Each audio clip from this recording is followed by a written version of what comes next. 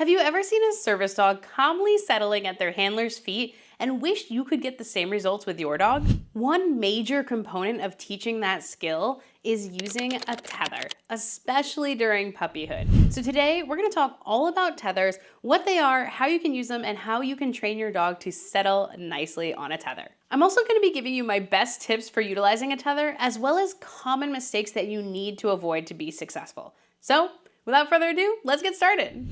Hi, I'm Laura from Doggy U, and I'm a certified guide dog mobility instructor, service dog trainer, and trick trainer who's been placing service dogs throughout the US and Canada for the last 15 years. One often underutilized piece of equipment, especially in the pet dog world, that is more prevalent in the service dog world is the tether. So what is a tether? A tether is essentially a short leash that you're going to utilize in the home to help manage your dog and then translate that skill out into public if you're going to take, say, your pet dog to a brewery or your service dog out to wherever you're going that day. A tether can be made out of a variety of material like a regular leash, and in fact, you can use a regular leash for it. But for puppies, I recommend metal wrapped in plastic because then they can't chew through it. The main benefits of a tether is that it builds good behavior by preventing unwanted behavior. It also helps with potty training and making sure that your puppy doesn't have any accidents. And it also prepares a dog for service dog work and the ability to settle. So let's dive a little deeper into why tether training works, and then we'll talk about the equipment that you'll need. It's very minor. And we'll also give you the protocol that you need to train your puppy or dog to tether. Why tether training works. First is behavior management. Tethering a puppy can prevent them from chewing on unwanted things, especially in areas that you haven't gotten a chance to puppy-proof yet. It can also prevent jumping, as some puppies like to really jump on top of X pens, and that can be frustrating for the handler and for the dog as well. Those dogs that find exercise pens frustrating may be significantly happier being tethered near you. Next, tethering is incredibly helpful for potty training puppies as well as retraining adult dogs that may not have gotten the best start with house training. Tethering prevents accidents by keeping the dog close to you where you can watch for behavior changes so that you know when they need to go out. It also prevents them from going to an area of the house that you're not in and using the bathroom there. It's especially important that if you know that your puppy needs to go to the bathroom, but they're not going to the bathroom outside, when you go out there, you bring them in and then you can tether them to you and bring them out again in 20 minutes or so and make sure they go, and then they can get free time after they go to the bathroom outside. Utilizing a tether can also promote calmness and relaxation and reduce overstimulation. Once generalized, the static leash is a cue for your dog to relax, like at a restaurant, because they know that when the leash is stationary, they should settle. Tethers can also really help a dog build an off switch that isn't naturally showing one. So Cool Whip is a really good example of this. She really struggled to settle outside of a crate when she was a puppy, and it was more than just regular puppy stuff. She really couldn't regulate down for the first 6 to 9 months that I had her. And I didn't want to have to crate her all the time. So I started using a tether with her, and she started learning that she could relax out with me and the other dogs. And then we were able to transition off the tether relatively quickly, and she was able to learn to relax loose. So it really had a great crossover effect for her. The tether can also be a great crate alternative if you're around a lot during the day type of thing, or if you're building up a dog's ability to be crated or their tolerance to being crated, maybe they're new to you. Having the option to be able to tether them near you instead of crating them while you're working on positive associations with a crate can also be really valuable. So what equipment will you need to practice?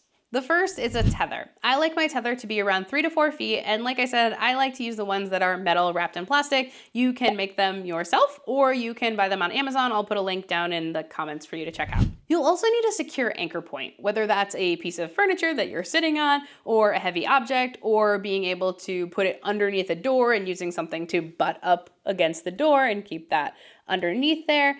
Or if you don't have anything that you can attach it to, you can bolt a eye bolt into the wall as an option. Or if none of that works, I use a 45-pound weightlifting weight that I can tether the leash around as well. You'll also need a comfortable collar or harness for the dog. I tend to start this behavior on a harness, especially for young puppies, and then once they understand the behavior of tethering and settling and relaxing, then I think it's fine after that to use a flat collar. For the conditioning portion of this exercise, you're going to need a long-lasting chew of some sort. So for me, that means something consumable. Most of the time, a Nylabone or something like low-level chew like that is not going to be what we're looking for. We're looking for something consumable. So it could be a stuffed Kong or Topple. I like to stuff mine with raw meat, or it could be like a marrowbone or a cow's neck or something just like that your dog is going to be super stoked to get into. And finally, you're gonna want a comfy bed or mat or cot for your dog. I tend to use a cot for this, but a dog bed or a really nice squishy mat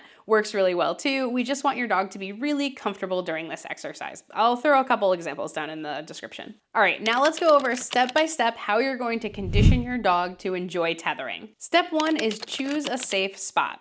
We want to pick a location that's going to be safe for your dog, especially if it's a puppy. We don't want them near any wires or anything like that they could chew on. And then you're going to put your mat or your cot down in that area. I tend to practice this while I'm working, so tethering my dog to my desk is a natural choice. But if you don't work from home, something like tethering them to the couch while you're sitting and watching Netflix at night is another great option. Step 2 is to introduce the tether. So we're gonna do this by not attaching it to anything yet. We're just gonna put it on the floor. And when your dog goes up to take a sniff of that tether, you're going to mark and throw some cookies on the floor so they start associating that tether with positive outcomes. When they're comfortable with it on the ground, you're going to practice clipping and unclipping it just like you would with a leash. And when you clip it on, you're gonna feed a treat, and then you're gonna unclip it, and then you're gonna clip it on again and feed a treat. Step 3 is to pick the right time to attach the tether.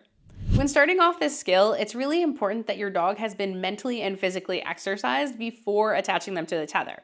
We want to kind of pick a time of day that they would naturally nap. And before that, we're going to take them out on a hike and do a little training session so they're kind of ready to just fall asleep, because we want to condition relaxation into tether time. And we can do that by setting them up for a time of day that when they would naturally be relaxing anyway. Our goal is that when the dog finishes chewing on the item that we're giving them on their tether spot, they naturally settle and fall asleep. So once you've picked the right time of day, you're going to invite your dog into their dog bed, maybe give them a couple treats if they're not familiar with like a go to place cue yet, and then you're going to attach the tether and give them their special item to chew on. Step 4 is to supervise. You want to monitor your dog to make sure that they're staying calm and relaxed. You can also quietly praise them when they're calm, but you need to make sure that you're kind of giving off the energy you want them to have, so it's more of a good boy, good dog, that kind of thing versus good job, good boy, because that's going to get them all riled up again. Starting them off right next to you, like at a desk with you, is a great way for them to feel comfortable and secure, and is also good practice for service dog work. Step 5 is to gradually increase their time on the tether. Start with small amounts of time and build up as they become more accustomed to it. For the first week or two, I like to give them their special item on their cot tethered, and then right before they're done with their special item, then I'm going to release them from the tether so that all of their time to begin with is spent busy doing a thing, and then I'll start adding periods of downtime as they start having a really positive association with laying on their mat tethered. Now, before we talk about common pitfalls that you really want to avoid, as well as my best tips for success, I would love it if you would head on down and boop that like button. Doing so lets me know that you want more videos like this one. Here's a few quick tips for success. Always supervise to ensure your dog's safety, and never leave your dog tethered when you're not there. Avoid using the tether as punishment. We're never gonna yell at our dog and then put them on the tether, or threaten to put them on tether as a type of punishment. We want the tether to be associated with positive and calming things. Be sure you're giving them something awesome on their tether that's going to calm their brain down. So for some dogs, chewing is really therapeutic and it really calms their brain, while other dogs do better with licking and might do better with something like a Topple. But the point is, you want to make sure you're giving them something engaging to do when you start tethering them. Finally, be consistent with your training. Picking a time of day that you always practice tethering with your dog will help them settle into the routine faster. All right, here's some common mistakes that you need to avoid for this to be successful. The first, and I know I'm reiterating this, but I just want to be really clear, we do not leave our dog unsupervised. They are supervised when they are tethered. Next, we want to avoid using a tether that's too tight. So a larger dog might need a slightly longer tether. We want our dog to be able to stand up, turn around, and settle back down easily on their length of tether. It's also really important that we're not ignoring any signs of stress or anxiety. If your dog is stressed out by the process, you need to take a step back, perhaps teach them that going to mat first is a really positive thing, but we don't want to leave stressed out dogs on a short leash. That's unfair to the dog. The final mistake that I see is feeding throughout the session. Settling has lots of different components, and one of those components is training a head down settle, so training your dog to relax their face on the mat. That is a different exercise than what I'm doing here. When I'm tethering the dog at home, I want them to know that I'm not open for training, that they should focus on the item in front of them, and I'll be around and with them, but we're not actively engaging. I'll be doing something else.